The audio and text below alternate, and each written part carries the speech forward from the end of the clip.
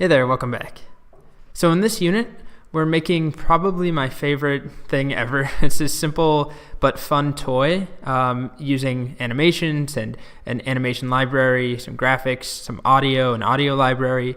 And we're going to make a simple clone of that Pat-a-Tap app that I showed you early on, where you can hit keys on your keyboard, and each key corresponds to a sound that is played and a little animation. And ours is going to be simple. We're not going to have a bunch of different animations. I'll show you what it looks like. Every key has its own sound, and when I hit that key, the sound is played, and we get a colored circle. So every key has its own color, and then the circles animate. They basically shrink down. So I'll show you what I mean. Let me turn that up a bit.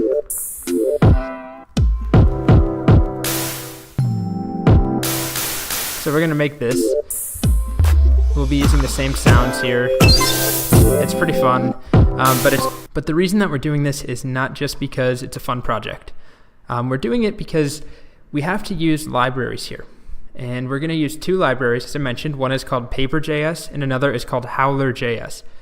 And I just want you to see what the process is like when you incorporate a library into your code.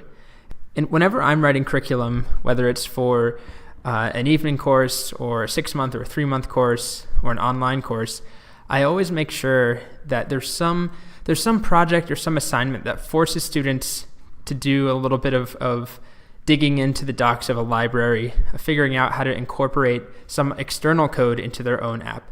And I usually try and make it into something that's kind of fun, sort of a toy maybe, or a cool interactive demo. So I've done things with audio before, with animations, but also with the webcam and face tracking and head tracking.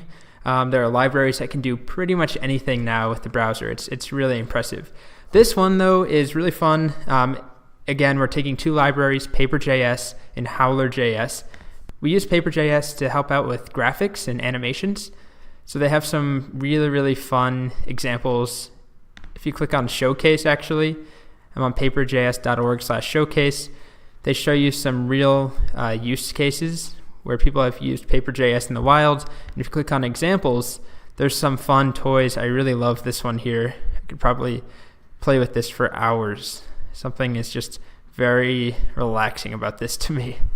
So fun things that we can do with Paper.js. Again, anything that Paper.js does, we can do on our own without Paper.js, but it's a lot of work. So I'll show you what I mean. The code here, so I'll hit a key, in this case the letter P. To make that circle and to shrink it down like that, to do that animation, and also notice it changes color a little bit. I don't know if you can see that, but it goes from purple or blue down to purple, or if I do another one, this goes from yellow down to green. That animation and that transition without Paper.js might be 50 lines. Maybe we could get by with 20 or so lines. With Paper.js, it's less than 5. It's really simple. Same thing with Howler. So Howler helps us play audio. We can do all of this without Howler. Just like we can do all of jQuery, everything that it does, we can get by without jQuery. It just often means that we have to write more code. So this plays a sound. Here's an example.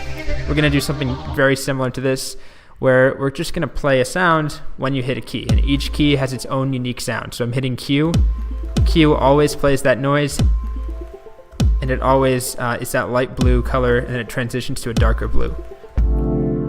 One last note is that the circles are they're spawned in a random location every time you press that key. So the location is not set, doesn't correspond to the key, just the color and the sound that's played. Okay. Great, so in the next video, we'll get started. One thing I do want to point out before we get started is that all of these sounds that you hear, I'll play them all briefly.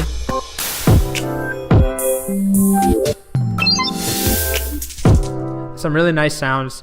We actually can use them in this project together. I've included them as a download.